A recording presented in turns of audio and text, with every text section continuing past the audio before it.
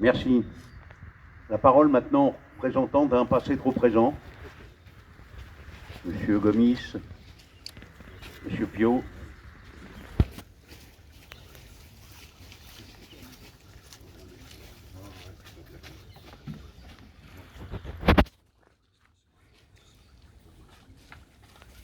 Oui, ouais, c'est bon. Allô. Ok. Mesdames, Messieurs, bonjour. Nous sommes rassemblés aujourd'hui pour commémorer le 10 mai, une date qui revêt une importance particulière pour la mémoire de l'esclavage et ses conséquences actuelles. Nous tenons à adresser nos plus sincères remerciements à la ville de Fontenay-sous-Bois, à son maire, M. Jean-Philippe Gautret, ainsi qu'à l'ensemble des conseillers municipaux, départementaux, à M. Poirier, ainsi qu'à toutes les personnes présentes ici en leur grade et qualité, pour leur soutien dans la mise en place de cette commémoration. Votre engagement et votre présence en nombre ce jour démontrent l'importance que vous accordez à la mémoire de l'esclavage et à la lutte contre les inégalités et les discriminations qui en découlent encore aujourd'hui. Il est important de se rappeler que l'esclavage a été pratiqué pendant des siècles à travers le monde et dans différentes civilisations. Il a marqué l'histoire de l'humanité par la souffrance, l'injustice et la déshumanisation qu'il a engendrée. Aujourd'hui, nous nous souvenons de cette histoire tragique et rendons hommage à ceux qui ont souffert et lutté pour la liberté et l'égalité. Nous avons d'ailleurs une pensée émue pour deux infatigables militants de la cause, Monsieur Gérard Volt, la musique, compagnon d'Aimé Césaire, président de l'association Groupe de théâtre du 8 mai 1848 et metteur en scène d'une pièce de théâtre sur l'importance et le rôle des nègres marrons dans l'abolition, notamment jouée par des membres de l'association Un passé trop présent.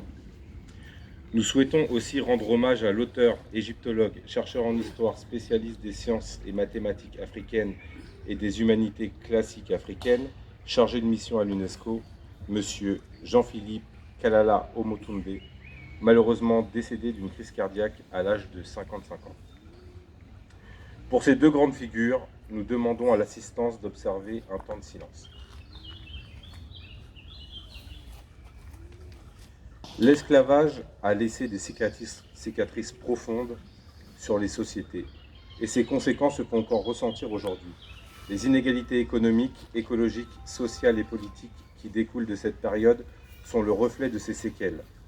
Les descendants d'esclaves et de peuples colonisés et les associations comme la nôtre continuent de lutter pour l'égalité des droits, la reconnaissance de l'histoire et la réparation des torts qui leur sont causés. Dans le contexte actuel, il est important de souligner que l'actualité internationale a malheureusement relégué au second plan ces drames humains qui perdurent sous des formes toujours plus abjectes. En effet, la guerre en Ukraine, la crise à Taïwan et les catastrophes naturelles et les faillites de banques que nous traversons actuellement exacerbent ces situations dramatiques en rendant les populations les plus vulnérables encore plus démunies face aux défis auxquels nous devons tous faire face. Nous le répétons, ces crises ont tendance à monopoliser l'attention médiatique et politique, notamment locale, laissant ainsi peu de place aux enjeux liés à la mémoire de la traite et de l'esclavage, à la situation des migrants ou encore aux questions de réparation. Nous estimons qu'il est crucial de ne pas oublier ces problématiques et de continuer à sensibiliser les citoyens et les représentants politiques à l'importance de ces sujets qui touchent à la dignité humaine et à la justice sociale. L'association Un passé trop présent ne cessera jamais de dénoncer toutes ces atrocités.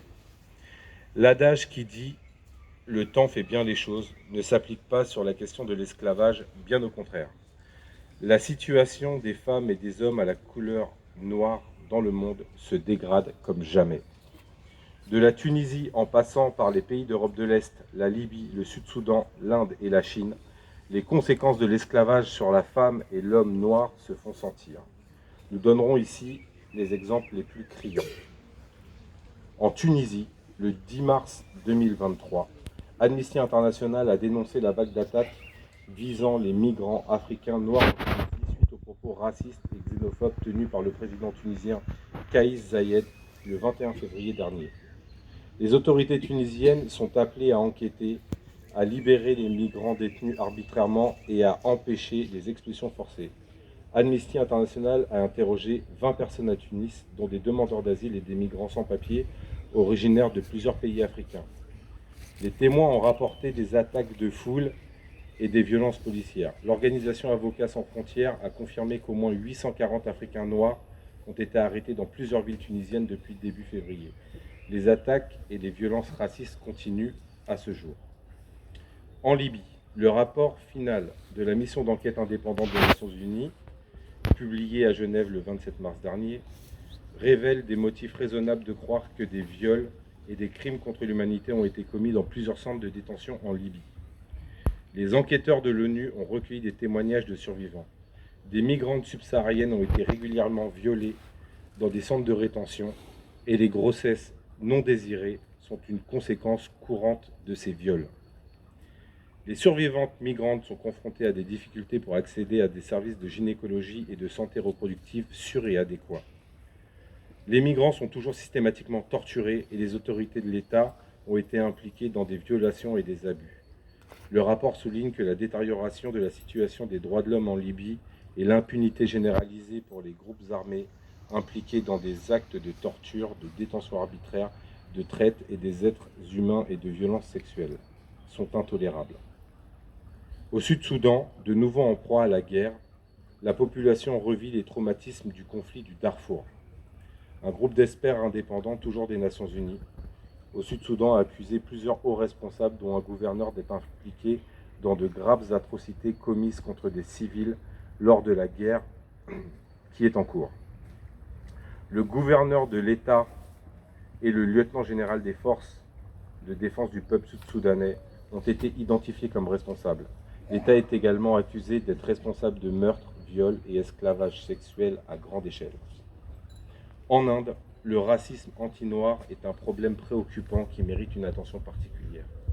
Bien que l'Inde soit un pays multiculturel et diversifié, le racisme anti-noir persiste et se manifeste sous différentes formes. Les personnes d'ascendance africaine, y compris les étudiants, les travailleurs et les résidents, font souvent l'objet de discrimination et de stigmatisation en raison de la couleur de leur peau. Et ce phénomène se répète aussi en Chine, en Europe continentale et en particulier en Europe de l'Est, en Amérique du Sud, au Moyen-Orient. La France n'est malheureusement pas épargnée. Selon le second baromètre des discriminations publié par le CRAN le 15 février dernier, 91% des personnes noires et métisses en France déclarent avoir subi des discriminations en raison de leur couleur de peau. L'étude basée sur un sondage Ipsos réalisé en novembre 2022 montre que les discriminations sont particulièrement présentes dans l'espace public, 41%, au travail, 31%, les transports, les établissements scolaires, etc. Face à la mondialisation de la négrophobie exacerbée par le protectionnisme et la relocalisation des économies, la ville de San Francisco est selon nous un modèle à suivre. Un plan de réparation pour lutter contre le racisme systémique a été proposé le 10 mars dernier avec plusieurs, pour pas être trop long, avec plusieurs actes forts, comme par exemple des réparations financières ou alors une aide à à un traitement de santé ou bien soutenir l'éducation d'une manière générale. Comme vous pouvez vous en douter, ce plan est controversé, mais il a le mérite d'exister. C'est la raison pour laquelle nous demandons à la ville de Fontenay-sous-Bois qu'une commission municipale pour réfléchir à un plan de réparation contre le racisme systémique soit créée. La création d'une telle commission permettrait de reconnaître l'impact historique et actuel du racisme systémique en France. En prenant cette responsabilité, la ville de Fontenay-sous-Bois démontrerait un engagement à réparer les injustices passées et à œuvrer pour une société plus juste et équitable. En créant cette commission, notre ville favoriserait un dialogue ouvert et inclusif sur les questions de racisme et de discrimination. Cela permettrait de rassembler différents acteurs de la société, citoyens, élus, associations, etc., pour travailler ensemble à la construction d'une nation plus solidaire et respectueuse des différences. Cette demande ne nous empêchera pas de vous Non mais c'est pas moi. Ce que je veux dire, c'est un symbole concret que la ville a mis en place ou non suite à votre réponse à notre courrier en date du 16 mai dernier. En ce qui concerne la situation des migrants et la politique européenne en matière de migration, nous serions intéressés de savoir quelles initiatives ont été prises localement pour soutenir les efforts de plaidoyer en faveur d'une politique plus humaine. Concernant la question des réparations, vous avez mentionné la nécessité, monsieur le maire, d'un travail profond et éclairé sur ce sujet. Nous aimerions savoir quelles actions ont été menées cette année pour favoriser la réflexion et la compréhension sur ce thème. Nous venons à l'instant de faire une proposition concrète avec la mise en place de cette commission. Par ailleurs, nous souhaiterions avoir des informations sur les avancées concernant l'accueil des étudiants africains vivant en Ukraine et la facilitation des démarches administratives pour les réfugiés. Quels résultats concrets ont été obtenus suite à votre intervention auprès de Madame la Préfète? En ce qui concerne la proposition d'offrir un livre pédagogique sur l'histoire de l'esclavage aux élèves de CM1, nous aimerions connaître la décision prise par votre adjoint, M. Vianney-Orgebin, après l'étude de cette demande avec les services concernés. Enfin, nous souhaiterions avoir des précisions sur la convention en cours de négociation avec le Musée national de l'histoire de l'immigration. Quels sont les objectifs de cette convention et comment cela se traduira-t-il concrètement pour notre ville? Nous pensons qu'il serait de bon ton que vous informiez les Fontenaisiennes et les Fontenaisiens des avancées de la ville sur ces questions dans le journal municipal. Une adresse à la population permettrait de partager le bilan des réalisations et d'impliquer davantage les habitants dans ces thématiques et surtout de ne pas circonscrire cette parole uniquement dans l'enceinte de ce magnifique parc de la mairie. En conclusion, il est essentiel de se souvenir que l'histoire de l'esclavage et ses conséquences afin de ne jamais répéter ces erreurs et de continuer de lutter pour l'égalité et la justice pour tous. Comme l'a si bien dit le philosophe Georges Santayana, ceux qui ne peuvent se souvenir du passé sont condamnés à le répéter. Prenons donc ce jour de commémoration pour réfléchir aux leçons que nous pouvons tirer de l'esclavage, pour renouveler notre engagement à construire un monde meilleur où chaque individu est respecté et traité avec dignité. Ensemble, nous pouvons écrire une nouvelle page de l'histoire empreinte d'humanité, de tolérance et de fraternité. Je vous remercie.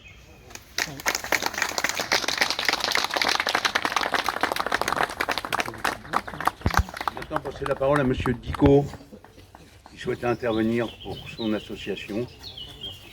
Je vous en prie, monsieur. Plusieurs casquettes.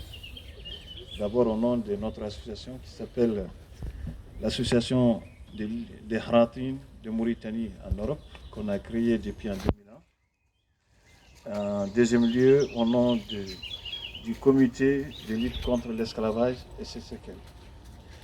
Je tiens d'abord à remercier M. le maire qui est là.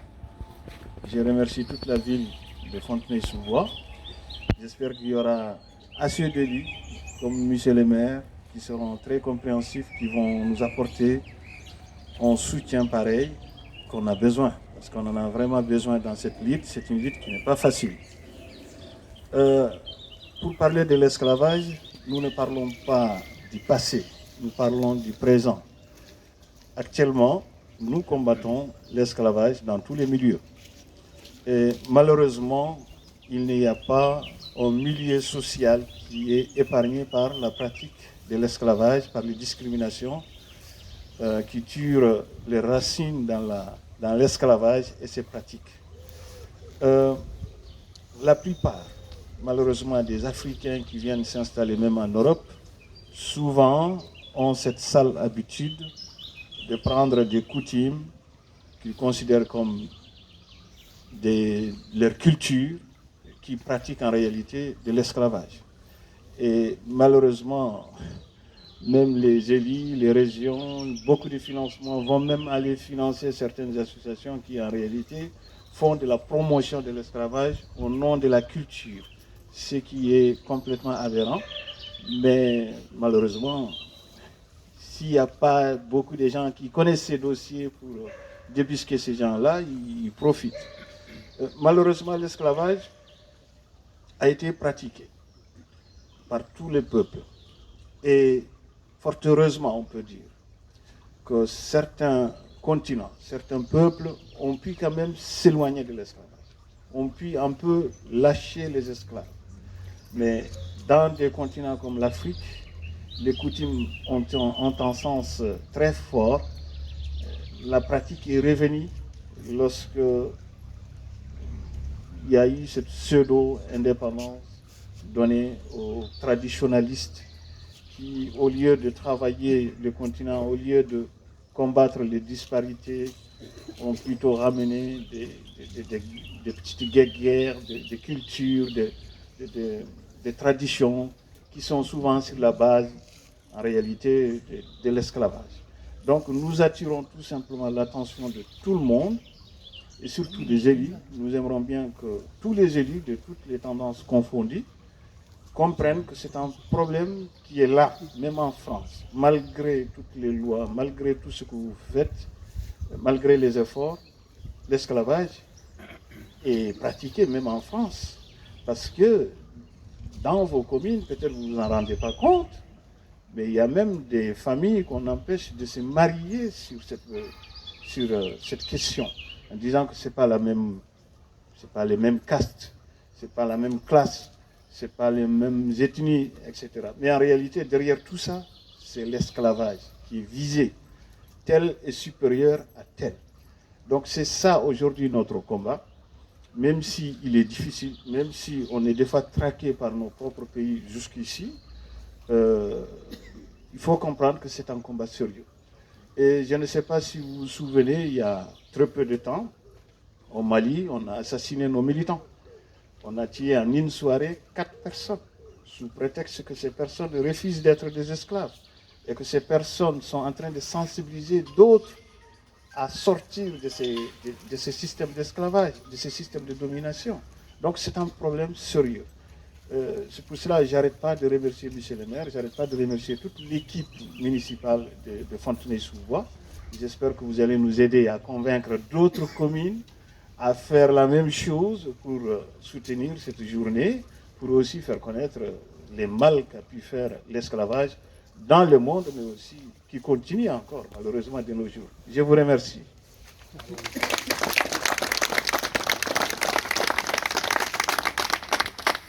Monsieur Jean-Philippe Gautret, maire. La journée nationale des mémoires de la traite, de l'esclavage et de leurs abolitions.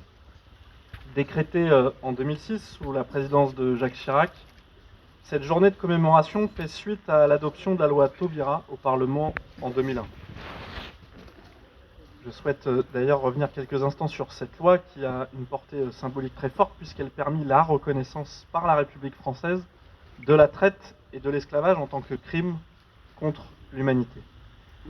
Elle assure également la véracité de l'histoire de France et européenne avec l'intégration de la période de traite négrière et de l'esclavage dans les programmes scolaires, ainsi que dans les programmes de recherche en sciences humaines et en histoire.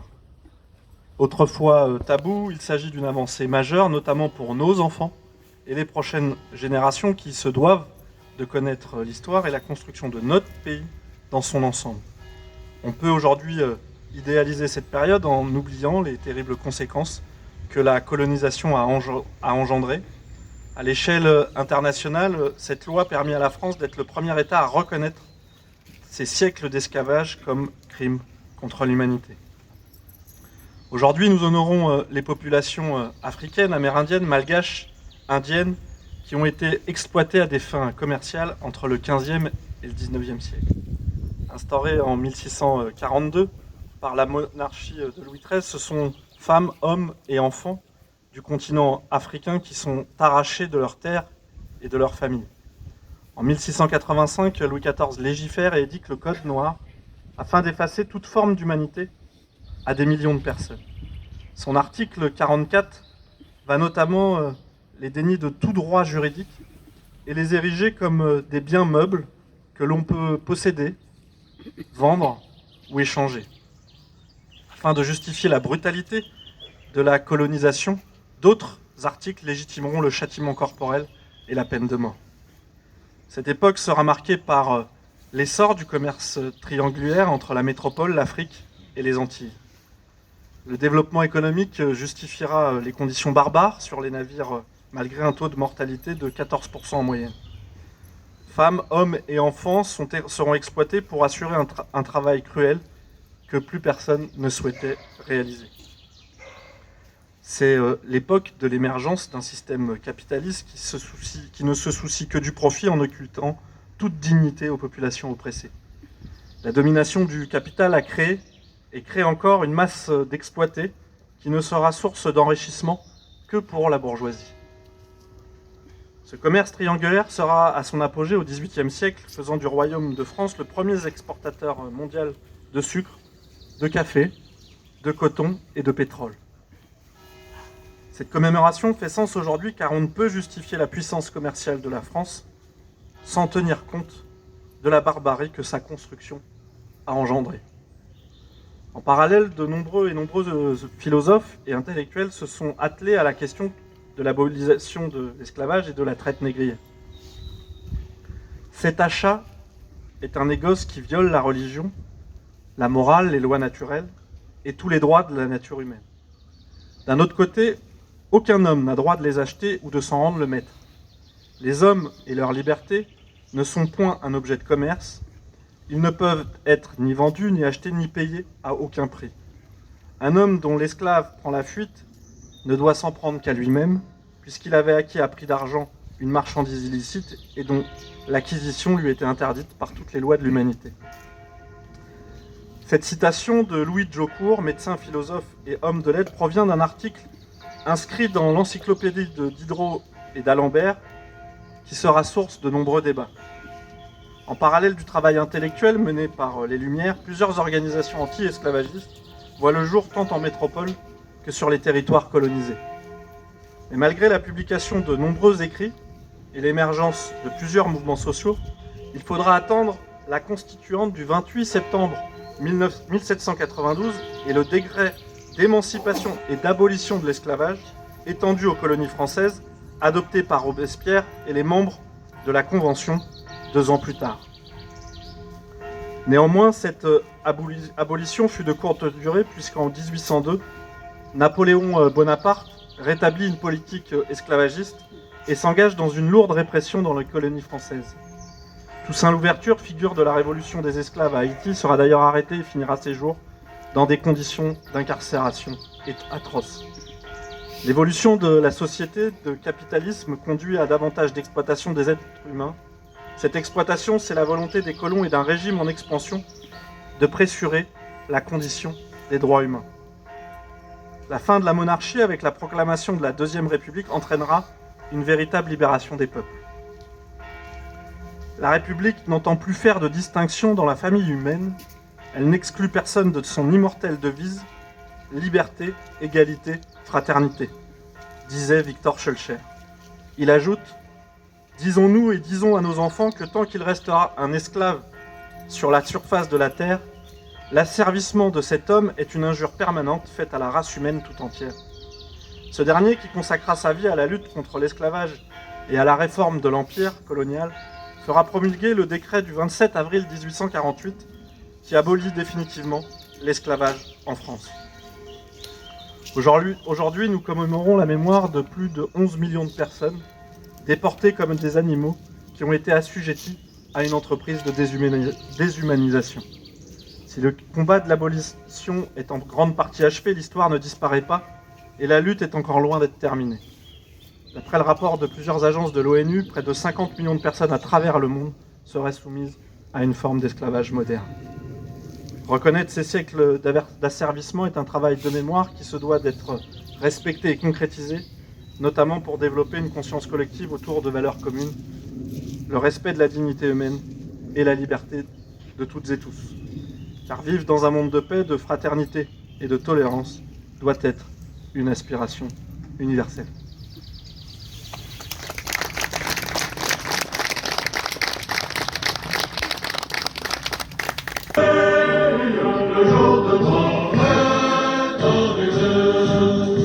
Contre nous de la tyrannie, les tendances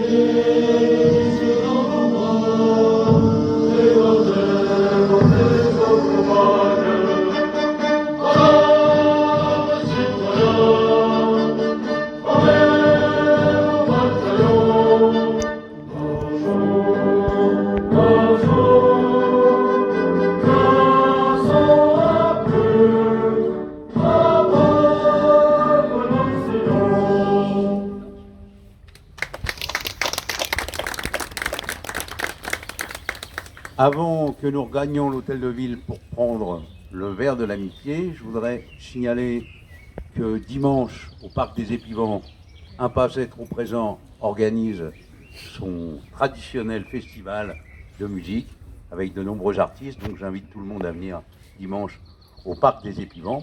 Et je pense que nous allons remonter, je me trompe, Émeric, peut-être, on va remonter avec Balakatoum, peut-être, non? Hein, c'est ça? Ça marche?